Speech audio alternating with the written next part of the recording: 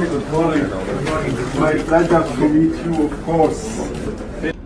ഇന്ന് കുറച്ച് സംഖ്യകളും കുരുപൊട്ടി മരിക്കും. ഇസ്രയേലിനെ സപ്പോർട്ട് ചെയ്യുന്ന കുറെ മനുഷ്യത്വമില്ലാത്ത മനുഷ്യരൊക്കെ ഇന്ന് കുരുപൊട്ടി മരിക്കും എന്നുള്ളതിന് യാതൊരു തർക്കവും വേണ്ട. ഫലസ്തീൻ ജനതയോടുള്ള കേരളത്തിന്റെ ഐക്യദാർഢ്യമാണ് ഇപ്പൊ സഖാവ് പിണറായി വിജയൻ ആ ഒരു ഷെയ്ക്കാൻഡിലൂടെ കൊടുത്തിട്ടുള്ളത്. നല്ല രസമുള്ള ഒരു കാഴ്ച അല്ലെ.